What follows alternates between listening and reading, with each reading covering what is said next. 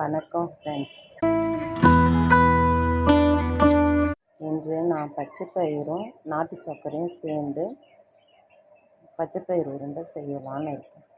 அதுக்கு நாட்டு சர்க்கரை பச்சைப்பயிரும் மிக்சியில் அரைச்சி இந்த மாதிரி கையால் பிசைஞ்சு இந்த மாதிரி உருண்டையாக எடுத்துக்கிட்டேன்.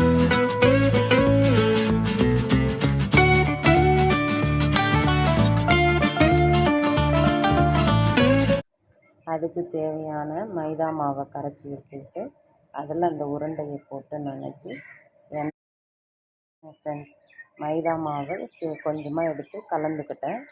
அதுக்கப்புறம் இந்த பச்சைப்பயிரையும் நாட்டு சர்க்கரையும் கலந்ததை உருண்டையாக பிடிச்சி வச்சுருக்கேன். எனக்கு எந்த சைஸ் வேணுமோ அந்த சைஸுக்கு உருண்டையாக பிடிச்சி வச்சு நம்ம எண்ணெயில் போட்டு பொரித்து எடுக்கலாம்.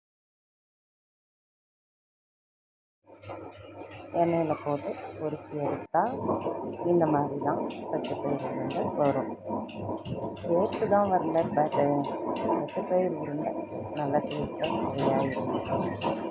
நீங்களும் ட்ரை பண்ணி பாருங்கள். இது ஆரோக்கியமாக உள்ள உணவு.